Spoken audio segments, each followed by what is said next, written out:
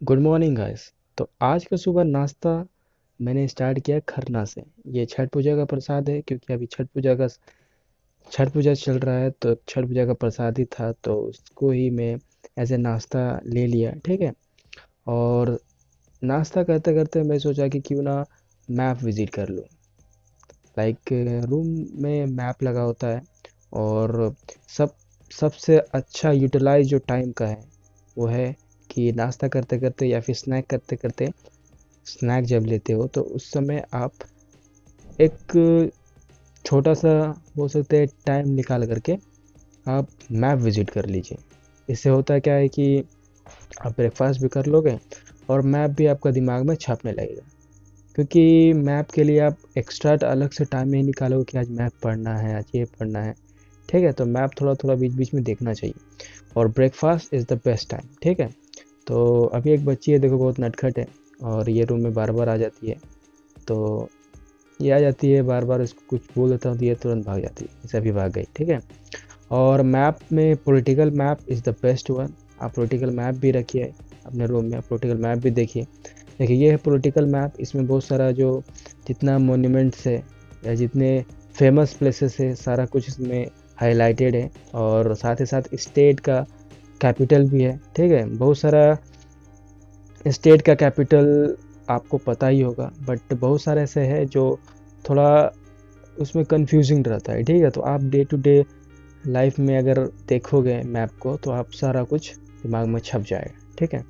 और एक एक टेस्ट सीरीज में एक क्वेश्चन आया हुआ था, और देखिए अगर आप मैप देखते हो तो इससे क्वेश्चन आराम से दे देते जवाब, कि झारखंड जो स्टेट है वो कितने स्टेट साथ बॉर्डर शेयर करता है, या फिर कितने स्टेट झारखंड के साथ बॉर्डर शेयर करता है। ठीक है, तो झारखंड कितने स्टेट से घिरा हुआ है? तो 6 स्टेट से घिरा हुआ था। बिहार, उत्तर प्रदेश, छत्तीसगढ़ और मध्य प्रदेश, पश्चिम बंगाल, उड़ीसा। ठीक है।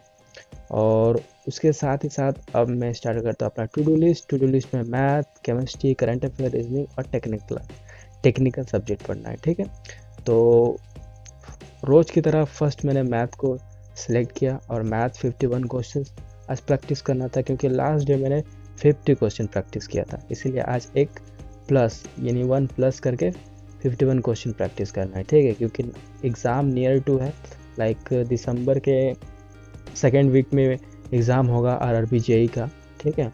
तो सीबीटी 1 है, और उसके लिए अभी से आप जितना प्रैक्टिस कर सको प्रैक्टिस कीजिए। ठीक है। नेक्स्ट डे से और इम्प्रूव करने के लिए और प्रैक्टिस करना है। ठीक है। तो ये रहा 50 क्वेश्चंस, और 50 क्वेश्चन के साथ में देखिए एक एक्स्ट्रा बनाया, 51 क्वेश्चन बना लिया। और साथ ही साथ यहाँ पर एक ट्रिक शेयर करूँगा, जो जो डिजिट का उसका स्क्वायर निकालना। ठीक है, 17 का यहाँ देख लीजिए, 17 में 1 7 है, तो 7 का पहले एक साइड कीजिए और 1 को एक साइड कीजिए, और 1 7 2 बीच में कीजिए। ठीक है। तो 7 का स्क्वायर 49, और 1 7 4 का 14 हो गया। उसके बाद 49 का 9 यहाँ रखिएगा, कैरी फॉरवर्ड इसमें कर दीजिएगा। 18 का 8 लिया, कैरी फॉरवर्ड इसमें कीजिएगा, 2 8 9 हो जाएगा। ठीक है, इसी तरह 18 का आप कमेंट में जरूर दीजिएगा।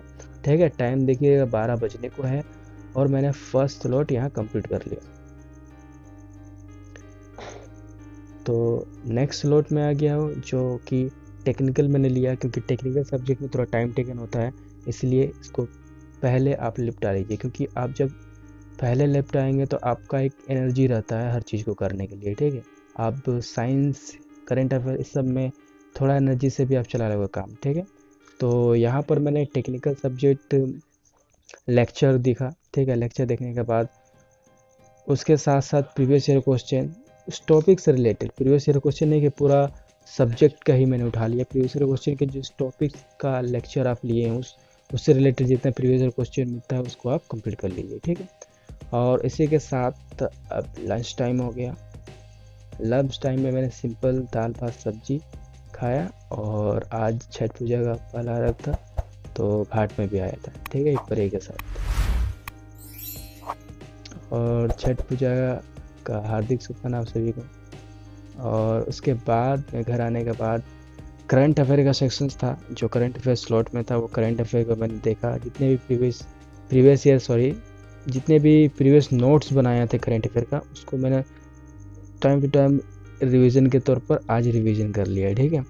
और करंट अफेयर कोई भी एग्ज़ाम में बहुत ही इंपॉर्टेंट होता है, क्योंकि वो डेली डे बाय डे ये अपडेट होता है। ठीक है, आप जितना पढ़ोगे और अपडेट होते जाता है। ठीक है, तो इसीलिए आपको सब चीज़ अपडेट होना चाहिए।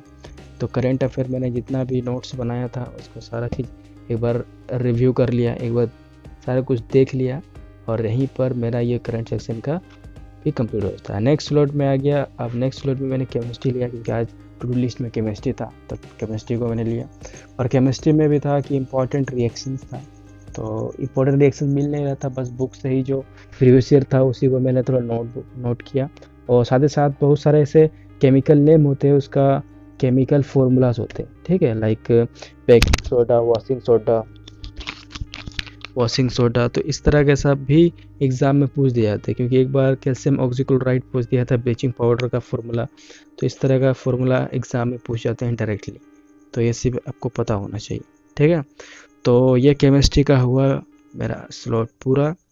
और यही टू डू लिस्ट में मैंने मारा टिक मारने का मतलब यही है कि आप जो टू डू लिस्ट बनाए हैं उसको आप कंप्लीट कर रहे हो। ठीक है, अब लास्ट बच गया जो है रीजनिंग। और रीजनिंग के लिए मैंने लास्ट इसे दिया क्योंकि लास्ट रीजनिंग में एक तो सभी को पता होता है कि रीजनिंग सबका ठीक है। ठीक है, तो इसीलिए रीजनिंग मेरा भी ठीक है, और रीजनिंग में जितना आप प्रैक्टिस करोगे उतना आपको अच्छा होता है। ठीक है, और रीजनिंग में आज मैंने क्लॉक और कैलेंडर का सब्जेक्ट चॉइस किया था, उसका नोट्स देखना है और कुछ प्रैक्टिस करना है। ठीक है, तो